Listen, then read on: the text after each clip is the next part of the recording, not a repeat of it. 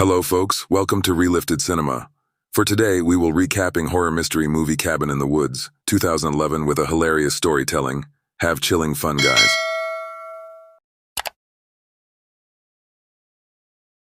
Our movie opens with two middle-aged men, let's call them Dave and Steve, strolling through a facility, completely oblivious to the impending disaster. Meanwhile, a young woman in a lab coat desperately tries to get their attention about a serious incident at the Stockholm facility. But hey, who has time for that, right? Dave and Steve are too busy discussing their personal lives, like marriage and potential kids. Priorities, people. As they hop onto a golf cart, probably the most important vehicle in their lives, they casually chat about how their facility in Japan always gets the job done. Now, let's shift gears to a college town, where we meet our main characters, Dana, Jules, Kurt, and Holden. Dana, bless her heart, had a bit of a scandalous affair with one of her professors, and it ended about as well as you'd expect. Jules, ever the supportive friend, listens to Dana's school drama with a mix of sympathy and amusement. Just as they're deep in conversation, in walks Kurt, the football-throwing boyfriend who couldn't care less about their academic woes. He tosses the pigskin, and guess what? It flies straight out of the window, but fear not, for Holden, the hero of our story, catches it like an MVP down below. Talk about a lucky catch. With their bags packed, our merry crew heads downstairs to embark on a lakeside cabin adventure. But wait, there's one more character to introduce, Marty, the lovable pot enthusiast who arrives in style, puffing away on a bong that magically transforms into a travel mug. Now that's innovation. With the gang all together, the RV is loaded up, and off they go, blissfully unaware of the pandemonium that awaits them. So buckle up, folks, because this movie is about to take us on a hilarious rollercoaster filled with questionable decisions, unexpected twists, and a whole lot of laughs. Get ready to witness a weekend getaway like no other, where chaos reigns supreme and common sense is left far, far behind. It's going to be a trip to remember. Hold on to your hats, folks, because things are about to get weirder than a three-headed chicken doing the tango. We're back at the facility, where Citizen and Hadley, our mischievous masterminds, are glued to their screens, watching our unsuspecting group of heroes. And guess what? They've been drugging these poor kids through sneaky means like hair dye and even Marty's stash. But why, you ask? Well, they conveniently forgot to mention that little detail. Maybe they just really wanted to see some unexpected dance moves? Who knows? Now, our gang is oh so close to reaching their lakeside cabin, but first, they make a pit stop for some gas and directions. Enter Mordecai, the grumpy attendant with a few screws loose. This guy is old, unfriendly, and has a knack for saying all the wrong things. He warns our crew that getting to the cabin is a piece of cake, but it's the return journey that'll have them questioning their life choices. Of course, our adventurous bunch brushes it off with a laugh, because who needs to listen to a seemingly insane gas station attendant, right? But hold on to your Snickers, folks. Mordecai takes sarcasm and aggression to a whole new level. He even goes as far as calling poor Jules a not-so-nice name. Cue the tension and almost fight moment. Thankfully, they all manage to escape that chaos and hop back into the RV, ready to conquer the unknown. And boy, does the unknown have a surprise waiting for them. To reach the cabin, they have to pass through a U-shaped tunnel in the mountain. Just as they cruise through, minding their own business, a brave bird decides to show off its flying skills. But here's the twist, it smacks straight into an invisible force field. Zapped like a lightning bolt at a karaoke bar, back at the facility, the phone rings and lo and behold, it's our good old buddy Mordecai on the line. He spills the beans about the college kids heading towards the cabin and warns our mischievous duo. Hadley and Citizen, to be cautious. But wait, Mordecai's not thrilled about being on speakerphone and hangs up in a huff. Cue Hadley and Citizen's laughter, because who needs phone etiquette when you're busy plotting some good old-fashioned chaos? Our gang finally reaches the cabin and starts unpacking, fully aware that they are under the watchful eyes of some sneaky cameras set up by the facility folks. Holden, minding his own business in his room, stumbles upon an atrocious painting on the wall. Naturally, he takes it down and uncovers a window into the next room where Dana is staying. Oh boy, talk about awkward timing. Little does Dana know that her every move is being broadcasted to Holden through the mirror. Quick-thinking Holden rushes into Dana's room, spills the beans, and they decide to switch rooms. Now Dana gets a good look at Holden, and let's just say she's not complaining. Meanwhile, at the facility, all the bigwigs have gathered to place their bets on what fate our cabin dwellers will choose. Hadley, the quirky character that he is, has his heart set on a merman. Yes, you heard that right, a mythical aquatic creature. We've got a real fish enthusiast here, folks. Enter Truman, the new agent who's dumbfounded by the bizarre behavior he's witnessing. But fear not, seasoned agent Lynn steps in and tells Truman not to judge a book by its cover. She assures him that there's more to this wild ride than meets the eye. Truman, however, can't help but question Hadley and Citizen about the whole shebang, believing that it's just not fair. Oh, the drama. So, get ready for some voyeuristic shenanigans, unexpected room swaps, and a bunch of facility folks betting on the most outrageous outcomes. Will our cabin crew make it out alive, or will they fall victim to the whims of a merman-loving weirdo? Buckle up, folks, because this roller coaster of madness is just getting started. As the party at the cabin kicks into high gear, everyone's downing drinks like there's no tomorrow. Marty, our resident pot enthusiast, continues to light up and get his groove on. They're all feeling pretty sauced up and decide to play a classic game of truth or dare. Jules, being the daredevil she is, gets challenged to make out with a wolf head mounted on the wall. Talk about locking lips with the wild side. Next up is Dana, who eagerly chooses dare, but just as she does, the basement door flies open, scaring the living daylights out of everyone. And what do they dare brave Dana to do? Yup, you guessed it, explore the creepy basement. Of course, they all follow suit, because who needs self-preservation when there's adventure to be had? Down in the basement, they stumble upon a treasure trove of weirdness. Dana picks up a diary filled with the haunting tale of a young girl who suffered at the hands of her abusive father. But wait, there's a catch.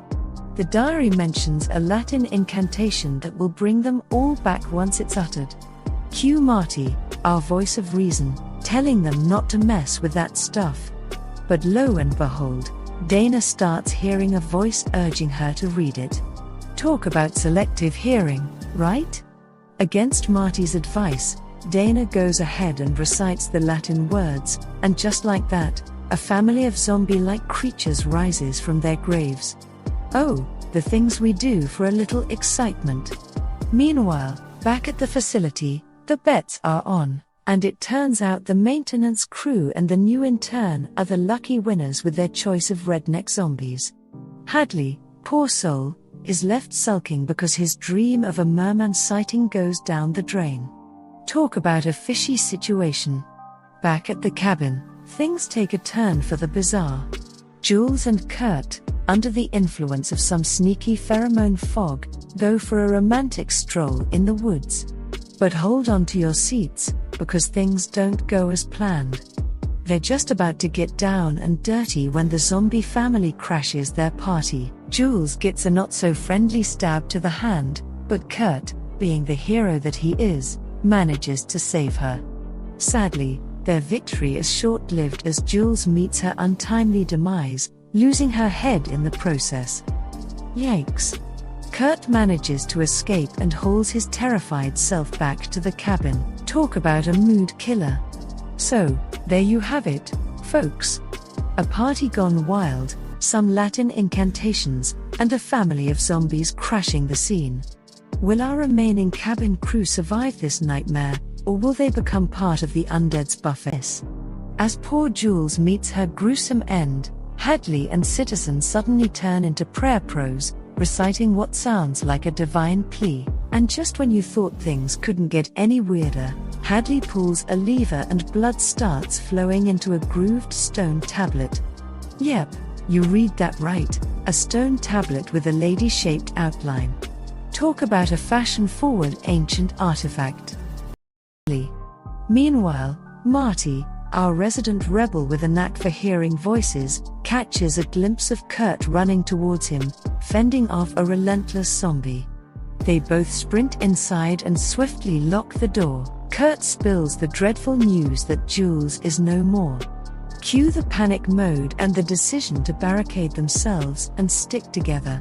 But it seems the facility has a different plan in mind. A mysterious voice, courtesy of those meddling facility folks, suggests they split up. Back in Marty's room, things take a turn for the worse. Startled by something mysterious, he accidentally breaks a lamp. But don't fret, because this clumsy mishap leads to a thrilling discovery. Marty finds a hidden camera, exposing the facility's secrets for all to see. Talk about a smoking gun. Just as he's about to dig deeper into this mind-boggling revelation, a zombie crashes through the window, dragging poor Marty into the darkness. Cue ominous noises and a heartfelt farewell to our unconventional hero. Farewell, Marty, you will be missed.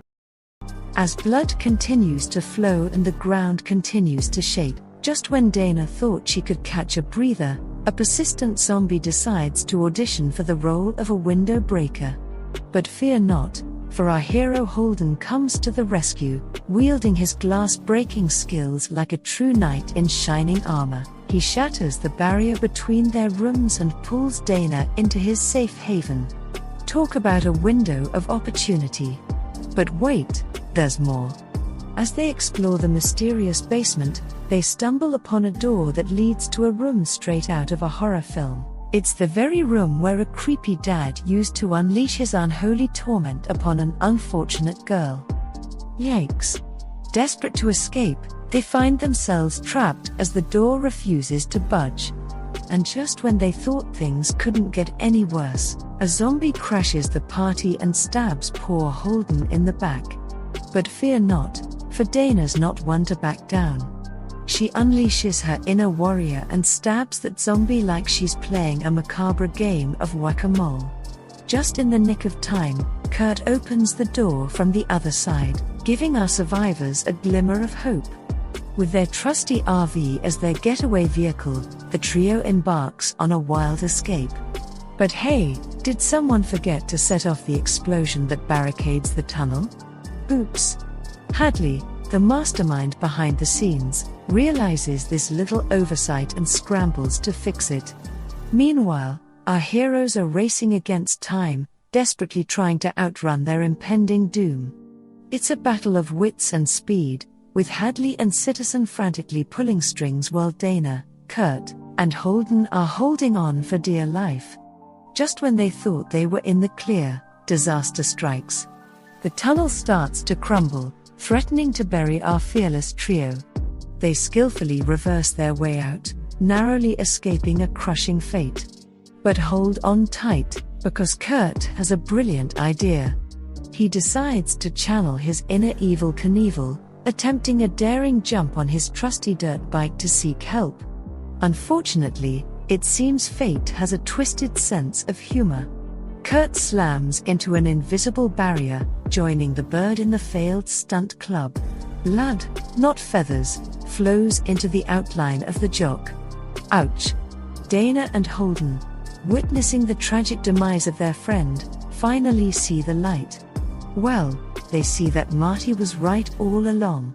With newfound determination, they turn their sights back to the cabin, desperately searching for an escape route. But alas, tragedy strikes once more as Holden meets an untimely demise, his fate sealed with a bloody scholar-shaped outline. And just when they thought they were safe in their trusty RV, surprise! A stowaway zombie crashes the party, turning their joyride into a watery disaster. Talk about a not-so-friendly hitchhiker. But Dana, our resilient heroine, refuses to go down without a fight. She battles the waterlogged zombie like a champion, emerging through the overhead hatch and swimming towards the surface. Victory seems within reach as she reaches the pier, only to be met with a surprise rematch against the relentless zombie. Back at the facility, the party is in full swing as they celebrate their supposedly successful night. Turns out, the Virgin didn't have to bite the dust after all, much to everyone's relief. But hold the champagne, folks, because the red phone rings. Dun dun dun. Hadley, our resident answerer of ominous calls, picks up and a tense conversation ensues. Oh, turns out they messed up the rules. One of the other creatures they unleashed is still alive and kicking. And guess what? If our girl Dana bites the dust first, it's game over for them. Talk about a major party pooper. Meanwhile, poor Dana is still getting a zombie-style beatdown from the undead dad. But fear not, for Marty, the unlikely hero, emerges from the shadows wielding his trusty giant bong. Like a mighty warrior, he whacks the zombie with it until it takes an involuntary dip in the water. Then, he grabs Dana and they make a mad dash into the woods. But wait, things take a grave turn as the zombies give chase. Literally, Marty jumps into one of the graves the zombies crawled out of and starts digging. Dana's completely baffled, wondering what the heck he's up to. And just like that, Marty unveils a secret door, whisking them away into a mysterious room, narrowly escaping the clutches of the undead. In this hidden chamber, Marty spills the beans to Dana. He reveals that he's been playing around with some wires, causing the tunnel explosion to fizzle out. And guess what? Someone deliberately sent those zombies to attack them.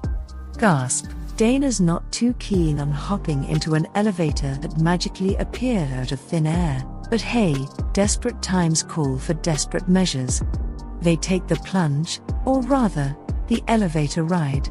Through the glass window, they witness a mind-boggling sight, a whole bunch of other elevators filled with supernatural creatures connected to the creepy items in the basement of the cabin.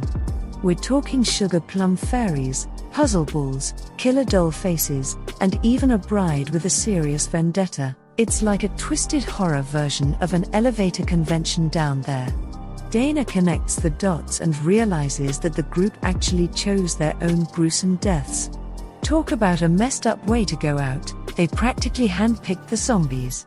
So, there you have it, folks. The plot thickens as our heroes unravel the sinister truth behind their nightmarish ordeal. As chaos ensues in the facility, the observers are freaking out because Dana and Marty have managed to infiltrate their top-secret operation. They scramble to come up with a plan to off Marty and maintain their sacrificial order. Zeroing in on the elevator Marty and Dana are in, they send an armed guard. More armed guards show up, guns blazing, and our heroes scramble into what appears to be a control room, desperately seeking refuge. Dana's quick thinking leads her to a control panel that monitors the monster-filled elevators. In the midst of dodging bullets and artillery fire, they randomly start pushing buttons, hoping for a miracle. Lo and behold, Dana discovers a big old button labeled Purge System. And just like that, all hell breaks loose. Alarms blare throughout the facility, causing the guards to freeze in terror. Suddenly, every single elevator door flings open, unleashing a horde of monsters upon the unsuspecting soldiers. It's a bloodbath, people. The monsters rampage through the facility, tearing apart anyone in their path. Meanwhile, Marty and Dana find themselves backed into a corner by the terrifying creatures. But fear not, for they spot a hole in the wall, a perfect escape route amidst the carnage. In a twisted turn of events, the control room becomes a scene of absolute chaos. Hadley, Lynn, and Truman, the observers turned victims, fall prey to the monstrous onslaught. Hadley, in his final moments, finally gets a glimpse of his beloved merman before it snuffs him out. Citizen, another member of the twisted organization, manages to activate an escape hatch and emerges into a stone hallway. But before he meets his demise, Dana delivers a fatal blow. Ouch! Citizen's dying words to Dana are chilling. Kill him.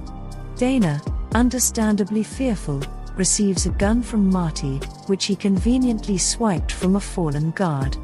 Our dynamic duo finds themselves in a room adorned with character outlines. It finally dawns on Dana that there are 5 stone tablets, one for each of them and their friends, Dana, Marty, Holden, Kurt, and Jules. All the crazy shenanigans they've endured were part of a diabolical ritual sacrifice. And just when they think things can't get any crazier, the director herself, played by the iconic Sigourney Weaver, makes her grand entrance. Dana and Marty recognize her voice from the PA system. She spills the beans about the facility, its purpose, and the mind-boggling ritual that's been going on worldwide. The director spills the beans on the whole ritual gig, explaining that there are 5 victims in total. First up, the whore archetype, played by our lovely Jules, bites the dust. Then it's time for the scholar, athlete, fool, aka the party animal, and finally, the virgin. It's like a twisted game of death bingo, people. But here's the kicker, the order of their demise isn't set in stone, as long as the whore goes down first and the virgin is left standing. The gods apparently dig this specific sequence, so who are we to argue? If this whole ritual fails, humanity is toast, my friends. The ancient gods will rise from their slumber and unleash some serious destruction. The director drops the bomb that Marty must meet his maker to save the world. Marty, being the philosophical dude he is, questions whether humanity is even worth saving if we need a blood-soaked ritual to survive. Deep thoughts, Marty, deep thoughts. Dana, torn between her feelings and the fate of the world, reluctantly raises her gun to off Marty. But wait, plot twist, out of nowhere, a freaking werewolf pounces on Dana and goes full-on mauling mode. Talk about an unexpected turn of events. With Dana in dire straits, Marty steps up to the plate, grabs the gun, and blasts the werewolf. It scurries away, nursing its wounds. Just when you think it can't get any crazier, the director tries to take down Marty. But hold your horses, because the zombie girl from the diary steps in like a badass and takes the director out instead. Talk about a twist of fate. Marty, seizing the opportunity, kicks both the director and the zombie girl into the pit with the snoozing gods. Bye-bye, baddies. Now, with the world on the brink of destruction, Dana and Marty have a heart-to-heart while puffing on a joint. Hey, if it's the end of the world, you might as well light one up, right? As they contemplate the impending doom, the ground starts shaking like a teenager at a rock concert. Suddenly, a gigantic hand bursts through the cabin, smashing the ground with a big old thud. Looks like the first of the ancient gods has made its grand entrance, ready to wreak havoc on our little slice of existence. Hold on tight, folks, because the end is nigh, and it's gonna be one hell of a wild ride.